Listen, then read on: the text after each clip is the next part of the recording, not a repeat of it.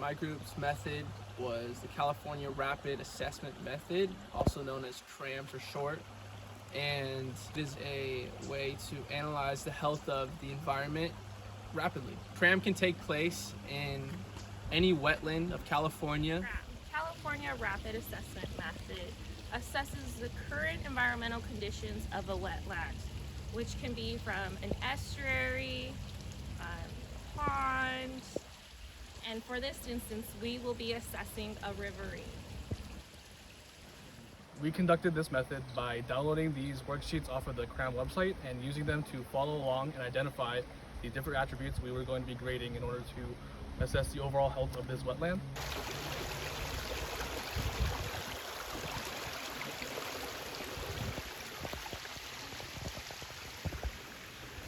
These attributes were measured using transects and other types of checklists that they had in these worksheets. Attribute 1 takes a look at the landscape surrounding the assessment area along with the condition of the buffer that is found within it.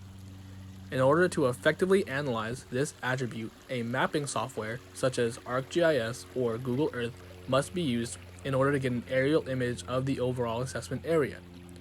Once the assessment area has been defined, you must take the width of this area and extend it both upstream and downstream 500 meters. Once you find this, then you must compare it to a table that is found in the CRAM worksheet and assign this metric an overall grade. The next metric we're looking at is broken down into 3 submetrics. The first one is the percent of the assessment area that is covered by a buffer. Once you find this, you must compare it to the table in order to assign a grade to this submetric. Then, taking these segments, you must find the average. This will be the average buffer width of the overall assessment area. After you find this metric, you must compare it to the table that is found again within the CRAM worksheet and give it a grade. For the final submetric, you must visit the assessment area and catalog all of the plant species found within it and determine their nativity status. Then you must look at the surrounding area of the stream and evaluate it for any human presence or large amounts of activity. Once you have graded each of the metrics with the letter grade, these can easily be converted into their numeric scores, which can then be plugged into an equation and given the raw score for these attributes. Then you can use this raw score and find the final attribute score that will then be used in order to determine the overall grade for this wetland. Attribute 2, hydrology. Hydrology are the water sources that directly affect the extent, duration, and frequency of the hydraulic dynamics within an assessment area. Water sources include direct inputs of water into the assessment area, as well as any diversions of water from the assessment area. In order to determine the hydrology of the assessment area, a series of methods must be conducted following a grading scale based on the rating for the water source, the channel stability of the wetland, and a rating of the hydraulic connectivity of the non-confined riverine. Here we are using a transect measuring tape in order to measure the bankful width of the river, which must be done at the top, middle, and bottom of the assessment area. And then we measured 100 meters down to get an accurate assessment area.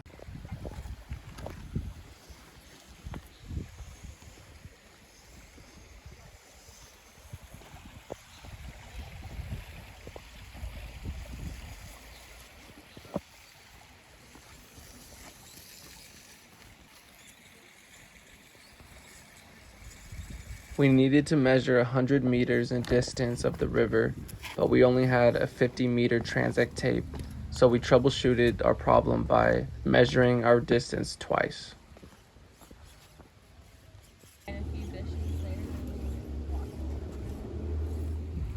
We needed to measure the depth of the river, but we ran into a problem when we did not have a tool in order to measure, so we were able to troubleshoot our problem by finding a stick to use for a measure, and then we measured it with the transect tape that we had.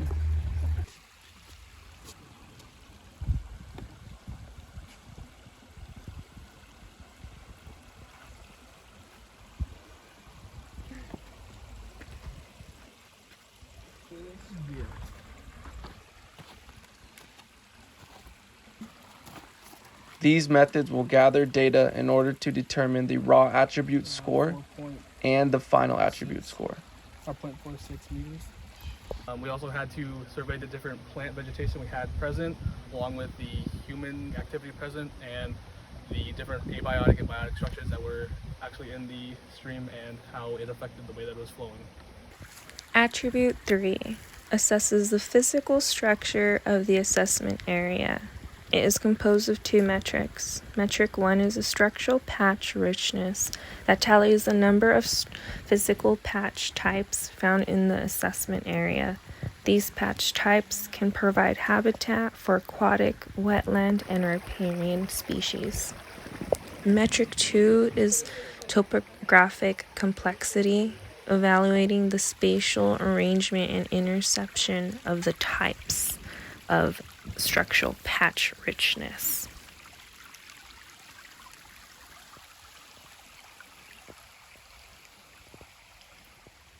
Attribute 4, biotic structure, is composed of 2 metrics. First metric is the plant community composition, which assesses the number of plant layers, the number of codominant species, and the number of invasive plant species.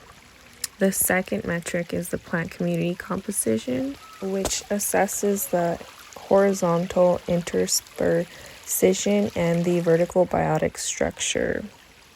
The horizontal interspersion metric assesses the plant community zones and the interspersion, as the vertical structural metric assesses the amount of overlap plant layers throughout the entire assessment area.